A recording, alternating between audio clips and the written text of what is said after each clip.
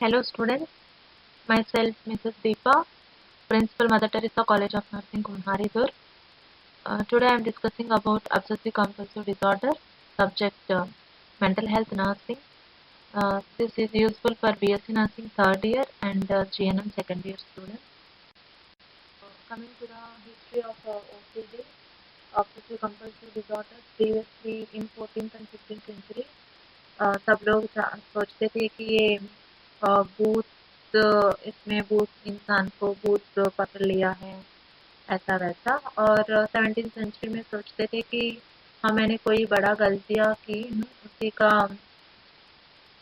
सजा है ये इसलिए मुझे इतना परेशानी हो रहा है अ, और 18th सेंचुरी में सोचते थे कि हाँ ये कोई साइकियाट्रिक डिसऑर्डर है तो इसको ये लोग समझने लगा है कि कोई तो बीमारी है मुझे फिर 20th सेंचुरी में सोचने लगा है कि हाँ इसका एक साइकेट्रिक प्रॉब्लम है इसको ट्रीटमेंट देना चाहिए ऐसे सोचने लगे हैं coming to OCD is an anxiety disorder OCD disorder में क्या होता है ऑब्सेशन होता है ऑब्सेशन मतलब repeated thoughts repeated images and repetitive actions like बार बार हाथ धोना बार बार काउंट करना चेकिंग करना क्लेanलीनेस देखना ऑर्डर में रखना ये सब and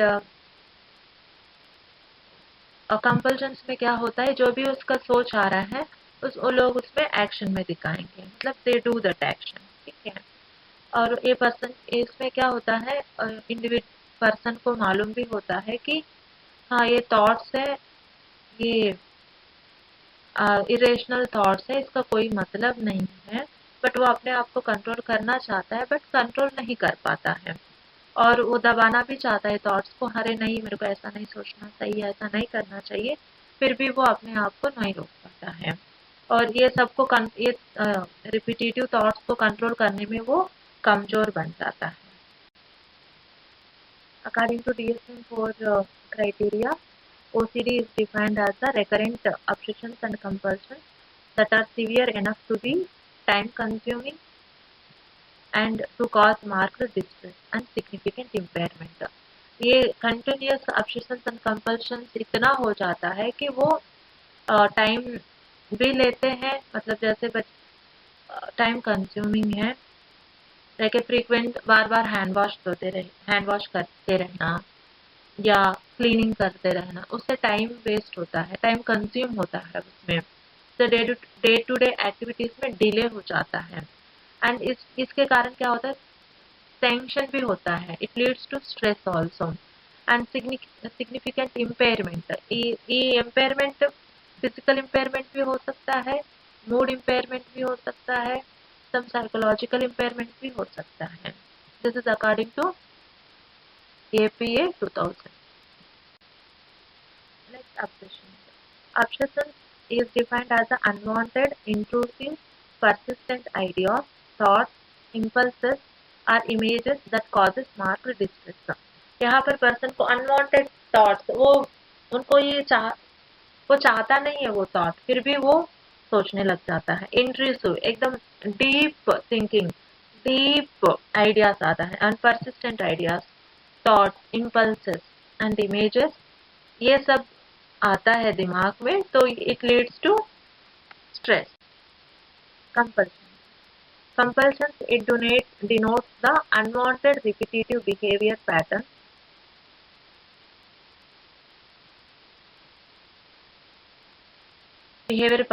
mental acts that are intended to reduce anxiety not to provide pleasure or gratification ये obsessive thoughts के कारण पर्सन क्या करना चाहता है यू वांट टू एक्ट वो बिहेवियर में दिखाना या एक्टिंग में दिखाना क्यों ऐसा करता है टू रिड्यूस द एंग्जाइटी ये सब करने से उनको कोई प्लेजर नहीं मिलता है कोई ग्रेटिफिकेशन नहीं मिलता है बट उनका टेंशन कम करने के लिए एंग्जाइटी को कम करने के लिए वो जो भी थॉट आता है उसको एक्शन में दिखा देता है जैसे बोलना है उनको वो बोल देता है या कुछ करना चाहता है कर देता है that is compulsion next OCD cycle पहले ऑब्सेसिव थॉट्स आता है मतलब रिपीटेटिव थॉट्स आता है उसके कारण एंग्जाइटी ज़्यादा हो जाता है एंग्जाइटी कम करने के लिए वो काम करता है, जैसे उसको हैंड वॉश करने का सोच आ रहे हैं, तो लग रहा है कि मैं डर्टी हूँ, कंटामिनेटेड हूँ, मुझे अभी हाथ धोना चाहिए।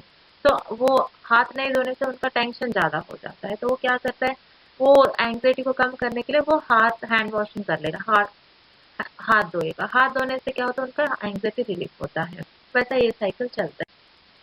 देन दुनिया में 3% पॉपुलेशन में ऑब्सेसिव कंपल्सिव डिसऑर्डर होता है। वो किसी भी टाइम में स्टार्ट हो सकता है, प्री स्कूल से लेके अडल्टहुड तक। मोस्टली 20 साल से लेके 24 साल के बीच में होता है। और ये ओसीडी क्या होता है, पर्सन टू पर्सन डिफरेंट भी होता है, मतलब एक पर्सन में अलग सिम्टम्स रहता है तो दूसरा पर्सन में दूसरा सिम्टम हो सकता है, अलग अलग रहता है। और कारण क्या है ओसीडी का अभी तक तो अननोन है, but it can be treated. इनको डायग्नोज करना बहुत जरूरी। और क्लासिफिकेशन ये ICD-10 के अंदर आता है। कॉजेस है, कॉजेस आप देखोगे इसमें साइको एनालिटिकल थियरी है, लर्निंग थियरी है, बायोलॉजिकल एस्पेक्ट्स है। बायोलॉजिकल एस्पेक्ट्स में न्यूरो एनाटॉमी है, फिजियोलॉजी है, बायोकेमिकल फैक्टर्स हैं।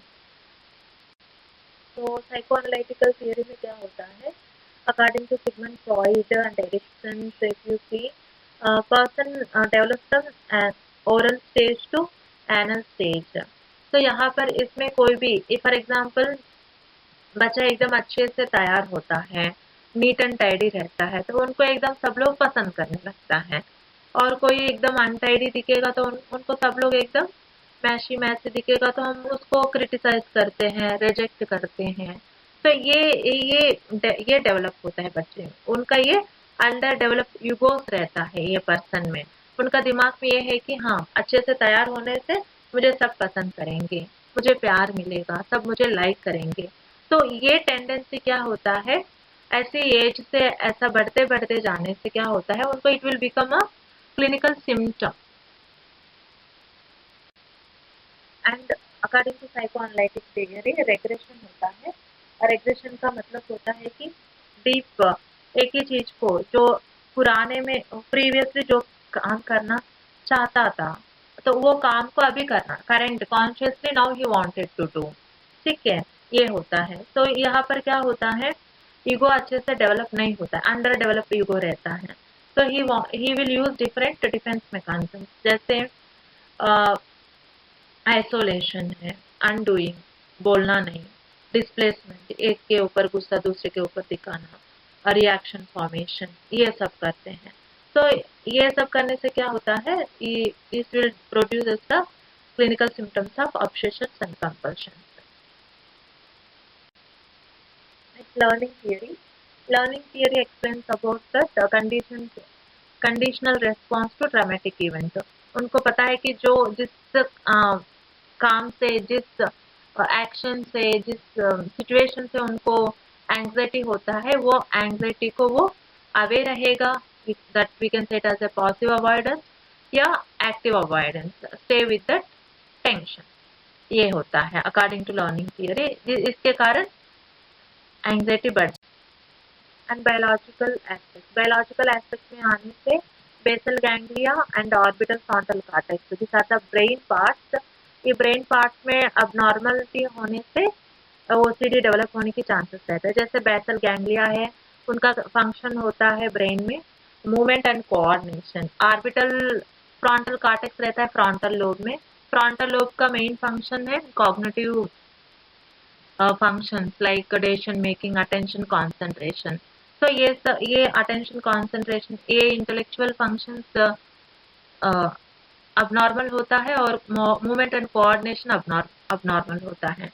इसके कारण क्या उनका symptoms क्या रहता है, रिचुअलिस्टिक बिहेवियर्स, बार बार हैंड वॉश करना, क्लीनिंग करना, सजाना, बार बार सजाते रहना, फिर काउंटिंग करते रहना, या कुछ ऑड काउंट, उनको एकदम अवर्शन है, तो एकदम डिसलाइक करते, कोई भी चीज का ये लोग एकदम पसंद नहीं करना, ये चीजें डेवलप हो जाता है। इसके कारण क्या होता है, एंग्जाइटी बढ़ जाती है। देन बायोकेमिकल फैक्टर्स में main neurotransmitter is serotonin. Serotonin के कारण ऑब्सेसिव कंपल्सिव डिसऑर्डर होता है। जैसे कि जब सेरोटोनिन सिनाप्टिक लेवल पे रिलीज होता है, कभी कभी क्या होता है वो तुरंत रीअपटेक हो जाता है। उसके कारण क्या होता है, नॉर्मल ब्लड में सेरोटोनिन लेवल्स एकदम कम हो जाता है, तब ये ओसीडी सिम्टम्स आने की, डिप्रेशन सिम्टम्स आने की ज़्यादा चांसेस रहते हैं। तो ये सेरोटोनिन की डेफिशिएंसी के कारण ओसीडी हो सकता है। ओसीडी की ट्रीटमेंट में एंटी डिप्रेसेंट और सेलेक्टिव सेरोटोनिन रीअपटेक इनहिबिटर्स की बहुत ज़्यादा इम्पोर्टेंट रोल है। Later we can see that. And diagnostic criteria, diagnostic criteria में क्या है, इसमें एक एक पर्सन का अलग अलग स्पेसिफिक क्राइटेरिया रहता है। जो एक पर्सन में जो सिम्टम्स है वो दूसरे पर्सन में नहीं हो सकता है। ठीक है, यहाँ पर हमको ये देखना है कि उनकी जो ऑब्सेशन एंड कंपल्शन के कारण एंग्जाइटी है कि नहीं, ये हमको देखना है। जो भी थॉट्स एंड एक्शंस जो कर रहे हैं पेशेंट, वो कोई एक्सेसिव तो है, एक्सेसिव तो नहीं है, ये हमको चेक करना है। या 1 घंटे में ये सिम्टम्स कांस्टेंट प्रेजेंट रहता है, और ये सिम्टम्स के कारण जैसे ऑब्सेशन कंपल्शन के कारण वो इंसान का, जो पेशेंट का डेली रूटीन तो डिस्टर्ब नहीं हो रहा है। ठीक है, और ये सिम्टम्स के पीछे कोई मेडिकल कंडीशन काज तो है ही नहीं, काज है कि नहीं, ये सब हमको चेक करना है। देन सिम्टम्स ऑफ ऑब्सेशन, अभी हम सिम्टम्स ऑफ ऑब्सेशन में जाएंगे। जो पहले हमने डिस्कस किया था है कि फ्रीक्वेंट है थॉट्स आते हैं। For example repeated thoughts about contamination, जैसे may lead to fear of shaking hands or touching objects। उनको ये लगता है कि हाथ शेक हैंड करने से मेरा हाथ इन्फेक्शन हो जाएगा, और टच करने से, कोई ऑब्जेक्ट को टच करने से मैं कंटामिनेट हो जाऊंगा। एंड रिपीटेड डाउट्स, डाउट्स भी आता है, जैसे repeatedly wondering if they locked the door और not, turn off an appliances, जैसे हमने डोर ने बंद किया है कि नहीं, तो उसको क्लोज करना फिर बंद करना, ऑन करना ऑफ, ओपन करना बंद करना, ओपन करना बंद करना, ऐसे ये लोग करते रहेंगे। क्या होता है, डाउट के कारण उनका टाइम वहीं पर बहुत ज्यादा वेस्ट हो जाता है, उसके कारण उनका डेली रूटीन भी डिस्टर्ब। नेक्स्ट, कोई भी चीज को ऑर्डर में रखना, जैसे उनका बुक्स ऑर्डर में है कि नहीं, कपड़ा ऑर्डर में है कि नहीं, थोड़ा भी इधर उधर हो जाएगा फिर वो ऑर्डर में लगाने में हो जाएंगे, या उसको थोड़ा सा भी डिसऑर्डर दिखने से उनको एकदम इंटेंस एंग्जाइटी हो जाता है। जब तक वो चीज को ठीक नहीं रखेंगे, सर्टेन ऑर्डर में नहीं रखेंगे, तब तक उनका टेंशन बढ़ते रहता है। And obsession, thought of aggression to hurt a loud one, उनको इतना भी गुस्सा आता है कि जिससे उससे प्यार करते हैं उसको वो परेशान करना चाहता है। और सेक्सुअल इमेजरी, मतलब उनका पर्टिकुलर कोई पर्सन को अपना सेक्सुअल में इमेजिन करते रहते हैं, सेक्सुअल रिलेशनशिप में उनके साथ मेंटेन करना है, कैसा ऐसा, मतलब उनका फॉर एग्जांपल एक मैरिड गर्ल है, उनका सेक्सुअल इमेज में किसी और हस्बैंड से अलावा दूसरा इंसान आता है, तो वो चाहता है कि नहीं नहीं मुझे ऐसा थॉट क्यों आ रहा है, तो थॉट को कम भी करना चाहते हैं, फिर भी वो फलाना जो पर्सन इमेजिन करती है वो पर्सन अपना उनके सेक्सुअल इमेजिनरी में आता है, तो उसको लेके पेशेंट गिल्ट फील होता है, उसके कारण एंग्जाइटी बढ़ सकती है।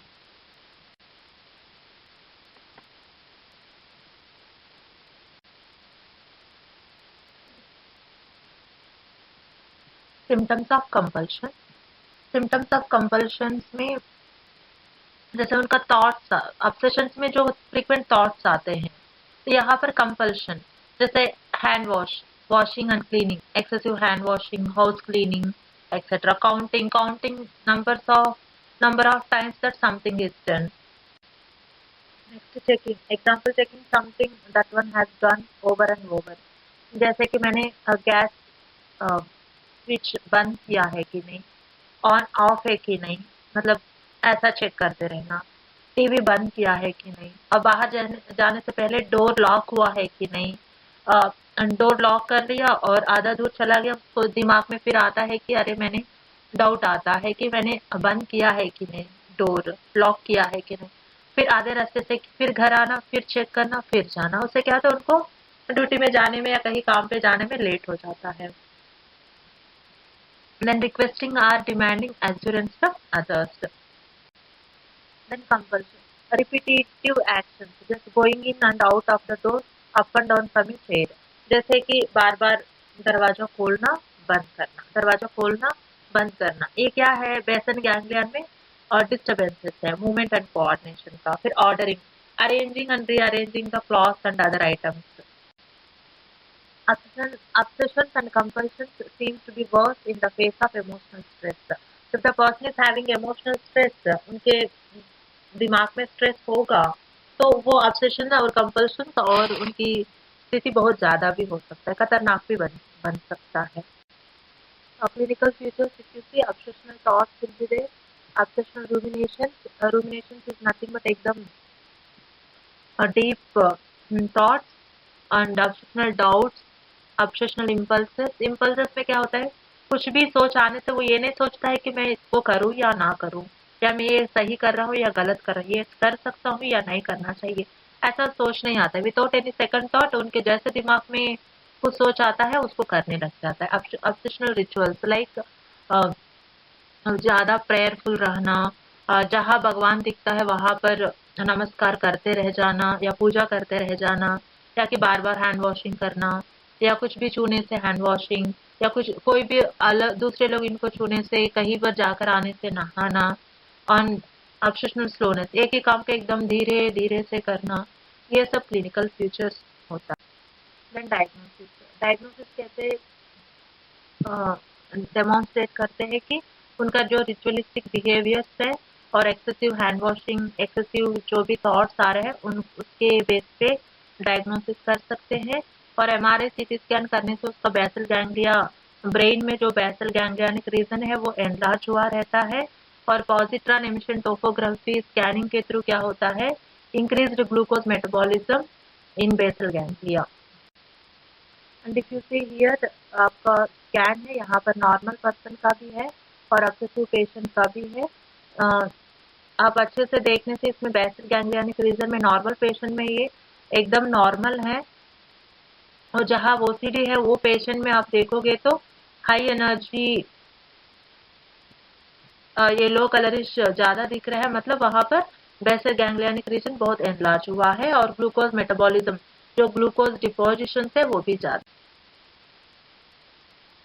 And OCD found excessive with other disorders like depression, schizophrenia, मतलब ओसीडी किसी कंबाइंड होता है वो डिप्रेशन या स्किज़ोफ्रेनिया से।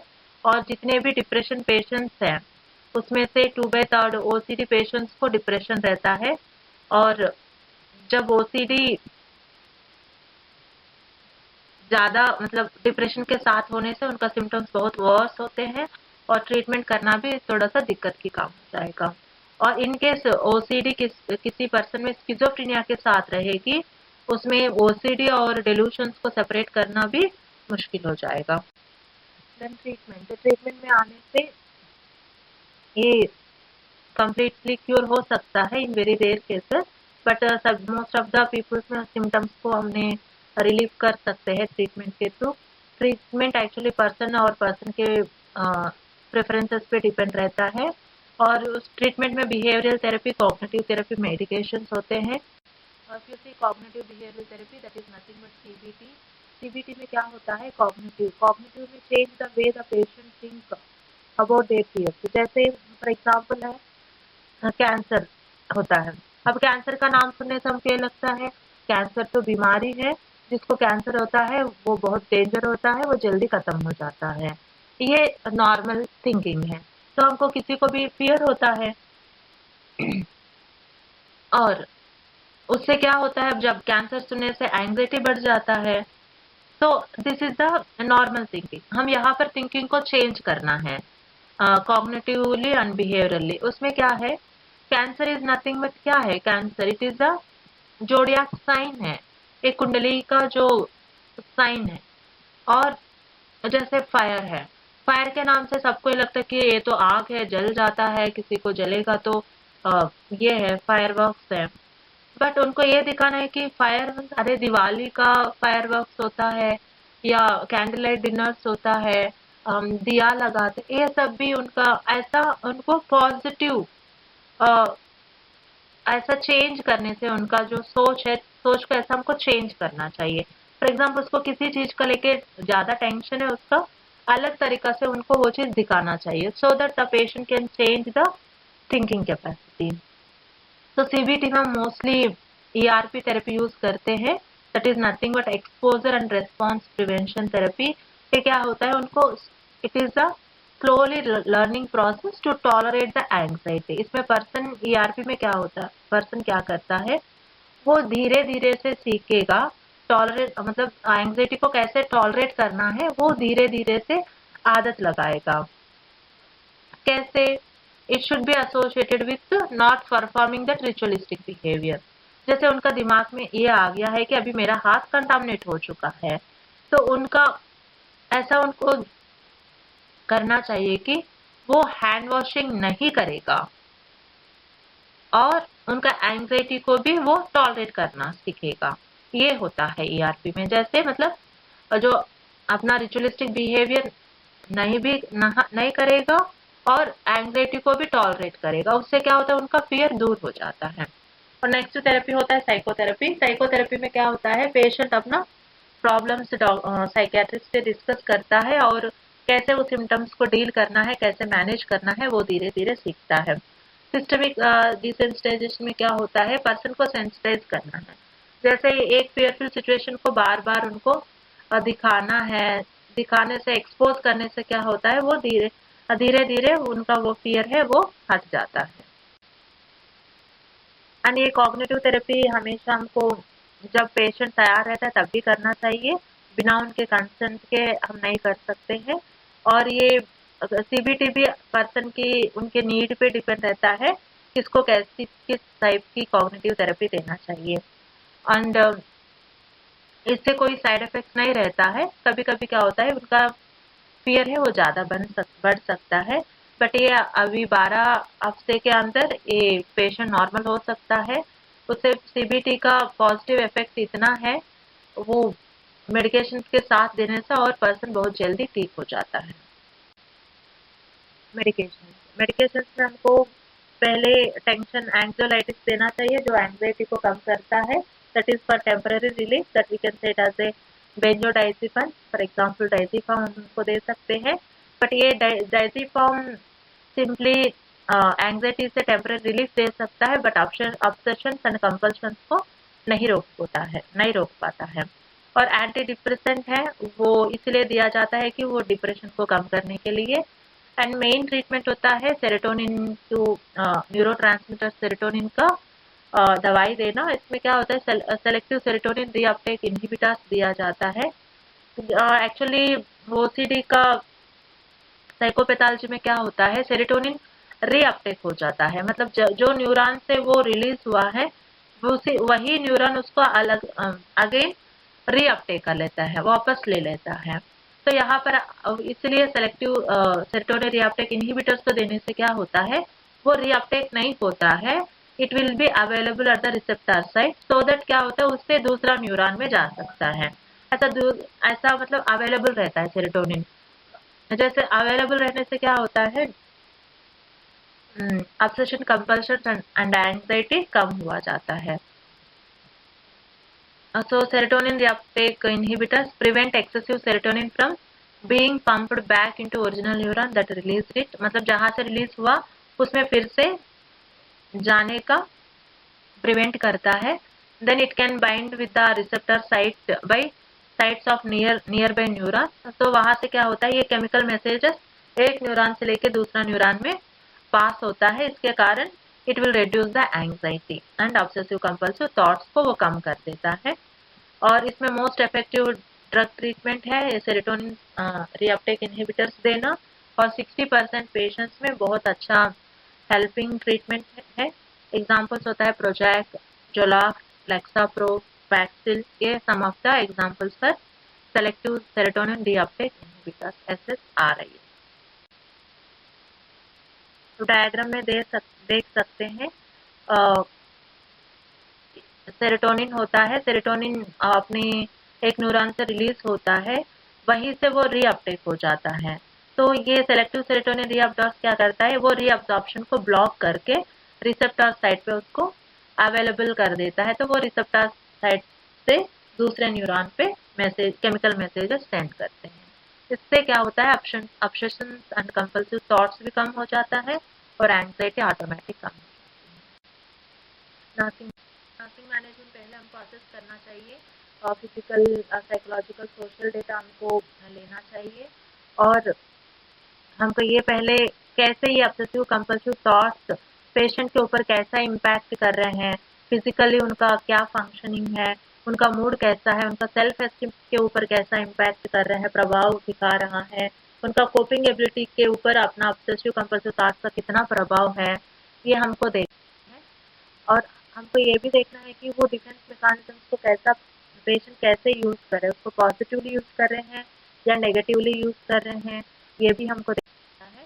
और आउटकम को असेस करना रहता है, जैसे जब पेशेंट पूरा ट्रीटमेंट ले लेगा उनके फिर ये सिम्टम्स हमको देखना चाहिए कि पेशेंट में एंग्जाइटी कम हुआ होना चाहिए या मैनेजेबल लेवल में होना चाहिए, पेशेंट अपना daily day to day activities वो अपने आप कर लेना चाहिए, उसको कोई प्रॉब्लम होता है वो बताना चाहिए और उनके पहले भी जो भी एंग्जाइटी का कारण, सिचुएशन जो एंग्जाइटी प्रोवोक करता है उसके कारण और उससे वो कैसे एंग्जाइटी को कैसे कम करता था, ये सब भी वर्बलाइज करना चाहिए। और जब भी उनका स्ट्रेस होता है कैसे वो अपने आप वो थॉट्स को कैसे कंट्रोल करता है, जैसे थॉट स्टॉपिंग टेक्निक फॉलो करना, रिलैक्सेशन टेक्निक फॉलो करना या एक्सरसाइज करना, जैसे माइंड को डिविएट करना, ये सब फॉलो करता है कि नहीं, ये भी उनसे हमको सुनना चाहिए। और अपना जो भी जॉब है, होम मेकर है या जॉबर है, उनका वो अपना रोल एंड रिस्पॉन्सिबिलिटी सही तरीका से कर रहे हैं कि नहीं, इससे हमको आउटकम में पता। एंड डायग्नोसिस में इनफेक्टिव कोपिंग रहता है related to underdeveloped ego, क्योंकि वो कोप अप नहीं कर पाता है बिकॉज अंडर डेवलप्ड ईगो, मतलब वो बचपना में ही रह जाता है, तो इसलिए अपना आप को वो सुधार नहीं सकता है। जैसे बच्चे जैसे करना, जैसे सीखने के लिए अवॉइड करना, कोई भी बायोकेमिकल चांसेस रहता है, चेंजेस भी होता है ब्रेन में, that is serotonin changes, by this we can identify that patient is infected. Then इसके लिए ऑब्जेक्टिव होता है हम पेशेंट को we should will demonstrate the ability to cope up effectively without restoring to obsessive compulsive behaviours. जैसे हमारा main nurses का main objective होना चाहिए कि पेशेंट अपना कोपिंग एबिलिटी को डेमोन्स्ट्रेट करना चाहिए without any fear, without any obsessive thought. Second diagnosis होता है इनफेक्टिव रोल परफॉर्मेंस, जिसमें related to perform rituals, evidence भी inability to fulfil usual pattern of responsibility. Role performance भी प्रॉब्लम्स होता है, कैसे हम एविडेंस कर सकते हैं कि वो अपना डेली जो काम है वो सही तरीका से नहीं कर पाता, सही टाइम पे भी नहीं कर पाता है, उससे हमको पता होता है। और ऑब्जेक्टिव होता है client will be able to resume the role related responsibilities. हमारा मेन ऑब्जेक्टिव है कि विद द ट्रीटमेंट और नर्सिंग के the patient should develop resume his roles and responsibility. हमको फिर रीअसेसमेंट करना पड़ता है कि हमारा जो ऑब्जेक्टिव कितना सक्सेसफुल हुआ है, फिर एवेल्यूएशन करना है whether patient is reduce his anxiety or not, whether he is performing his rituals effectively or not, whether he can having the uh, sufficient knowledge how to control the thoughts, or and whether he can recognize the responsibility between the increasing anxiety and dependency on ritualistic behavior for relief. Can patient able to whether he can verbalize the situations that caused uh, anxiety in previous situations, and he has to explain the plan of action how he deal with stressful situations, and can the client perform self care activities independent, अपने आप अपना काम कर पाता है कि नहीं, weather अपना रोल रिलेटेड एक्टिविटीज कर पा रहे हैं कि नहीं, और उनका कोई भी प्रॉब्लम होता है किसके पास जाने से उनको रिलीफ मिलेगा, जैसे डॉक्टर से मिलना या नर्स से मिलना, या स्ट्रेस होने से उसको कैसे कंट्रोल करना है, वो किससे मिलना है, किससे पूछना है, ये सब वो डेमोन्स्ट्रेट करने से हमको पता चलता है कि पेशेंट बिकम नॉर्मल। ये सब नहीं हो पाता है तो हमको फिर रीप्लान करना चाहिए, रीअसेस करना चाहिए और हमारा प्लानिंग करके फिर इम्प्लीमेंट करना चाहिए। So today we have discussed about the definitions of OCD, diagnostic criteria, etiology, clinical features, signs and symptoms, diagnosis, treatment, nursing management and evaluation. OCD is the anxiety disorder only. So In the previous class, I have explained about general anxiety disorder, phobic disorders. Here I am discussed about the OCD. OCD also one type of neurotic disorder. Thank you. Hope everyone can understand my video. If there is any doubts, you can contact me through WhatsApp. Thank you.